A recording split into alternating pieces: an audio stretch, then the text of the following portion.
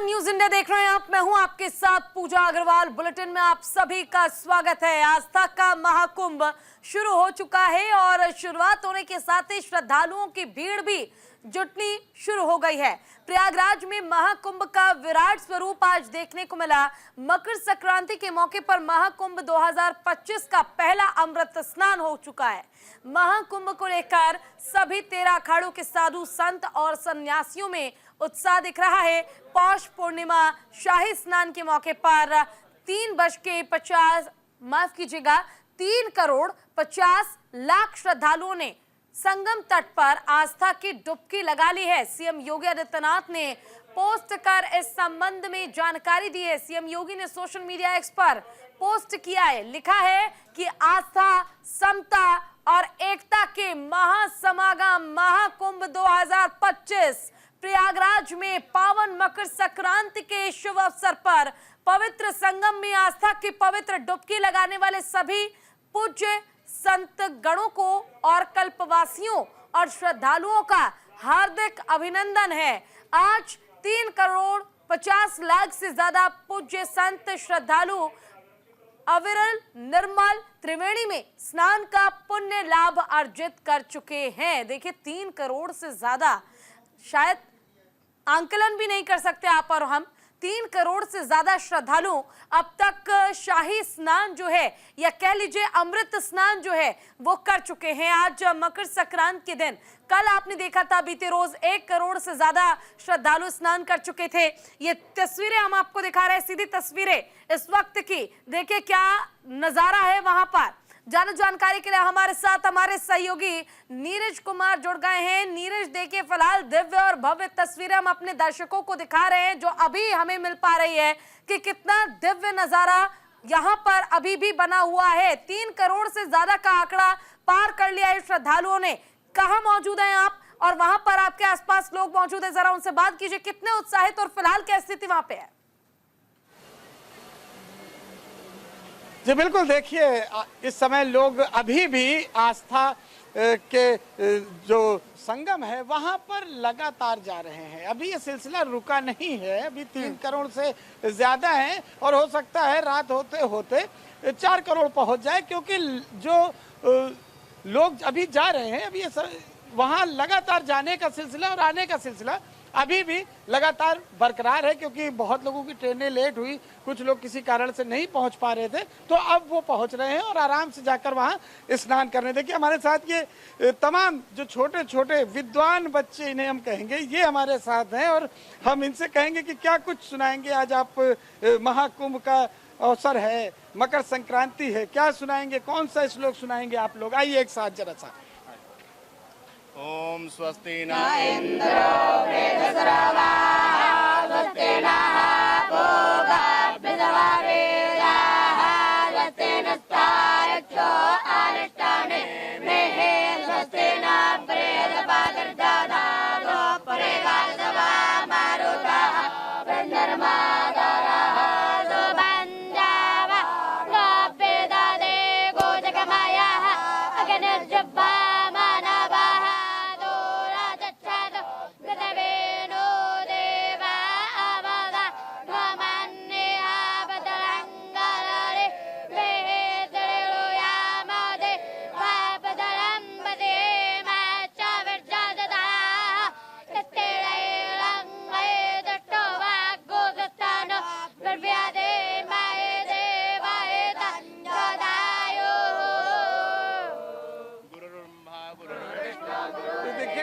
बढ़िया श्लोक इन छोटे छोटे जो बच्चों ने सुनाया।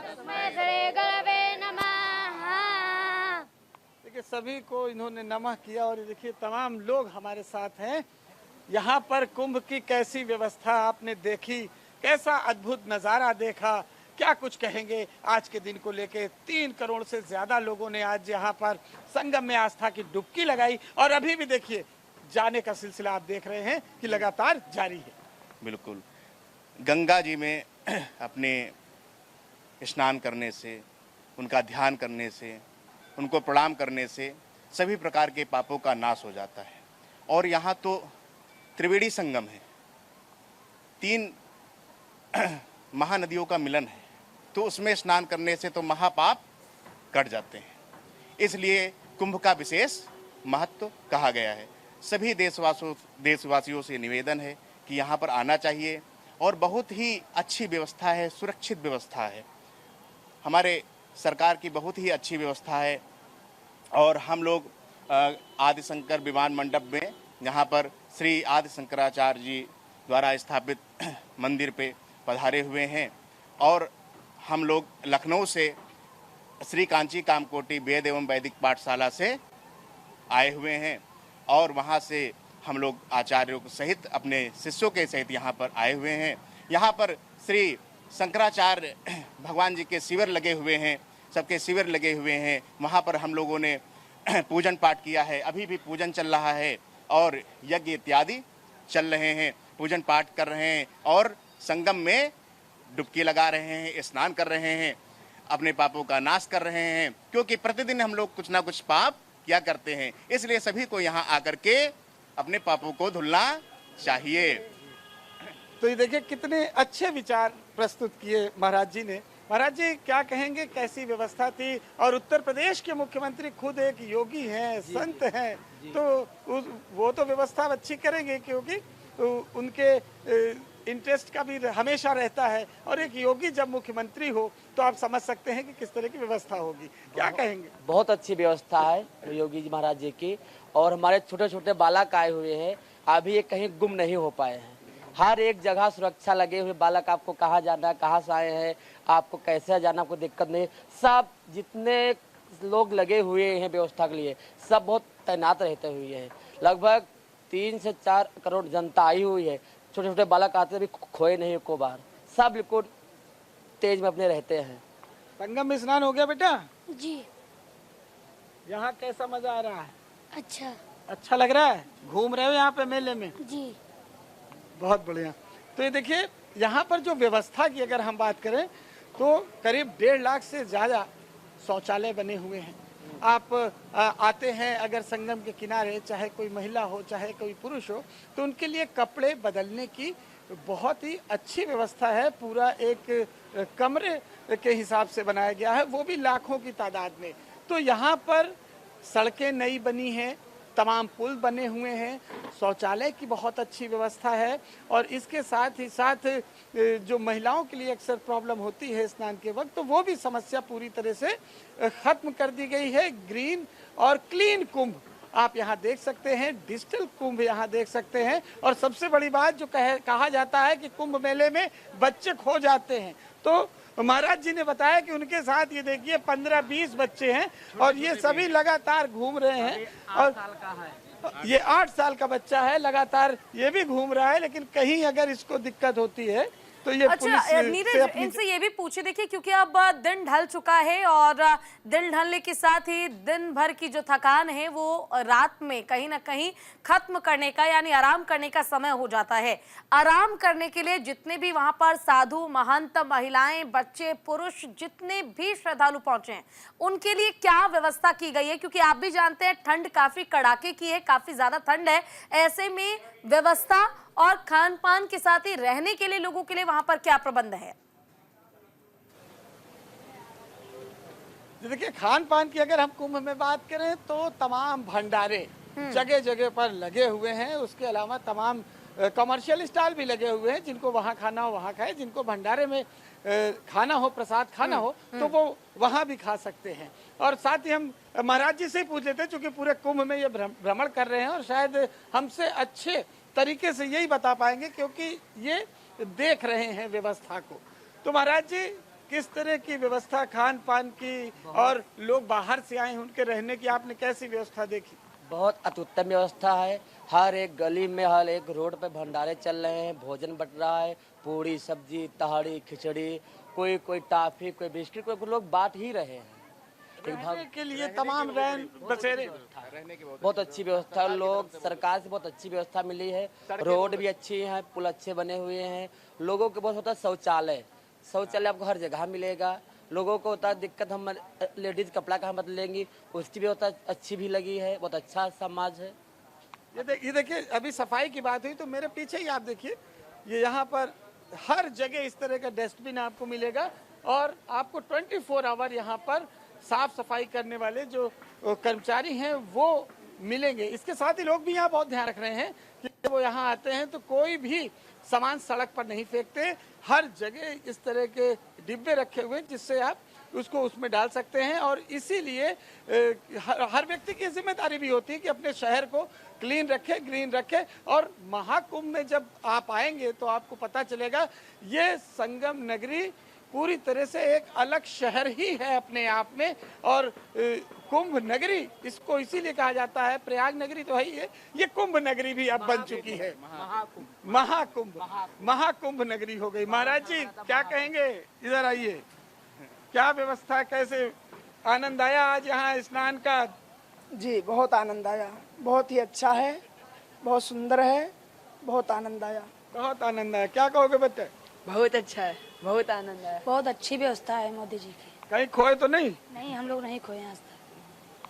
पहुंच जाते हो जहाँ पे हो?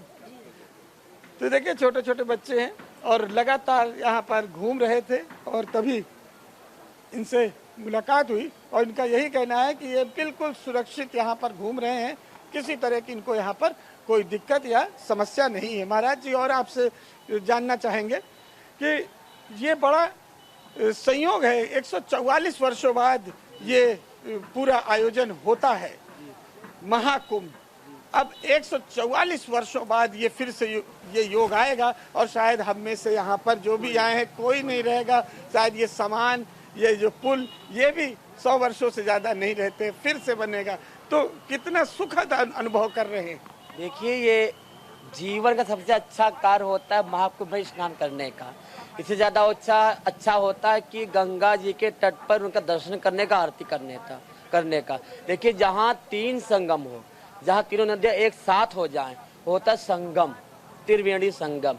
वहाँ स्नान करने का बहुत ही लाभ है। कहा गया है गंगा जी में गायत्री जाप करने से आपको लाख गुना लाभ मिलता है।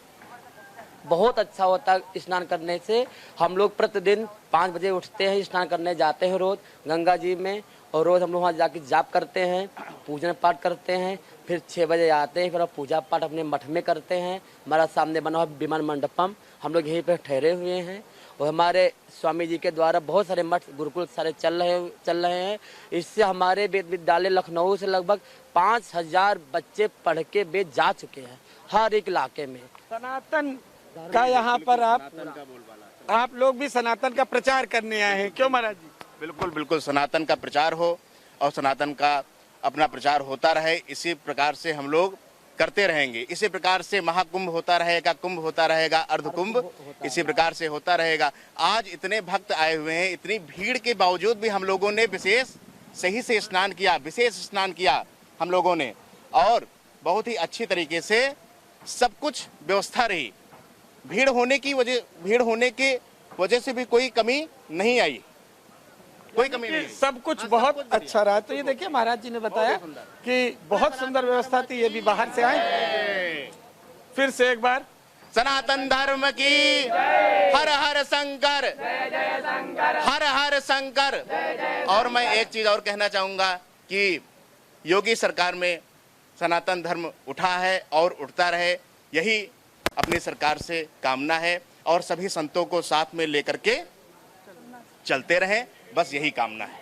तो देखिए सब लोग हमारे साथ जुड़े, हमने सबसे बात भी की और सबका यही कहना है कि बहुत ही अच्छी, बहुत ही अद्भुत व्यवस्था थी।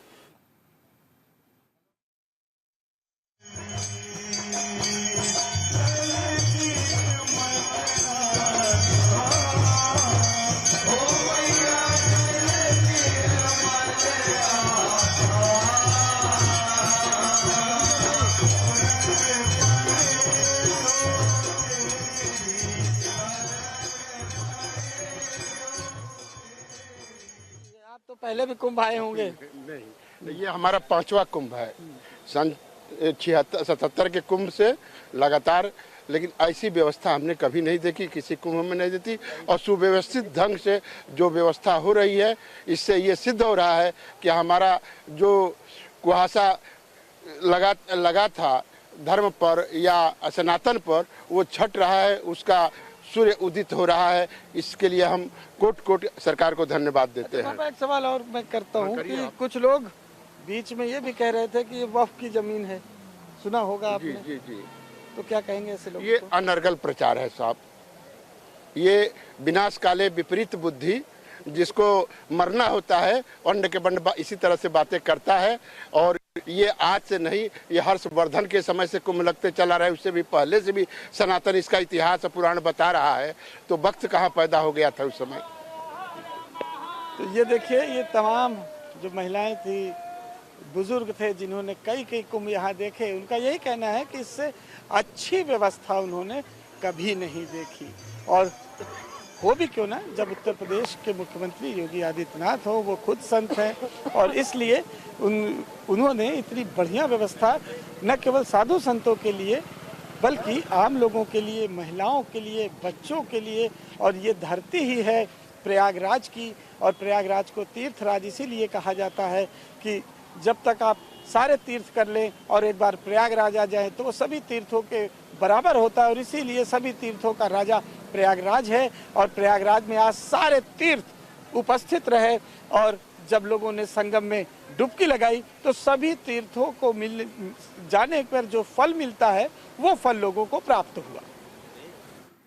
बिल्कुल, देखिए आप हमारे साथ बने रहिए, आगे भी आपसे अपडेट लेंगे। महाकुंभ का पहला अमृत शाही स्नान जो है वो करीब 12 घंटे बाद खत्म हो गया है। आज मकर संक्रांति के मौके पर जूना अखाड़ा समेत सभी 13 अखाड़ों के संतों ने स्नान किया। सरकारी अखाड़ों के मुताबिक आज करीब 3 करोड़ 5 लाख से ज्यादा श्रद्धालुओं ने संगम में डुबकी लगाई। और इस मौके पर हमारी संवाददाता पूजा मोहन पांडे भी संगम पर मौजूद थी। आइए आपको दिखाते हैं वहां की तस्वीर, वहां का नजारा।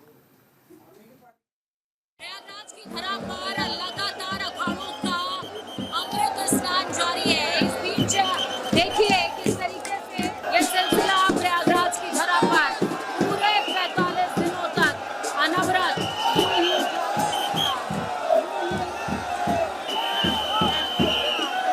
लगा रहेगा। खास बात इस अखाड़े में ये भी कि रैपिड एक्शन फोर्सेस को तैनात किया गया है। तैयार किया गया है कि वो सिक्योरिटी हैंडल करें।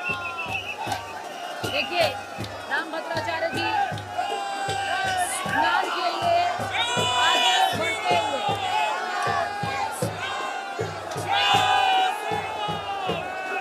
प्रयागराज की घाटी पर साधु सन्यासियों का ही गंगा की धारा में सनातन का संदेश दे।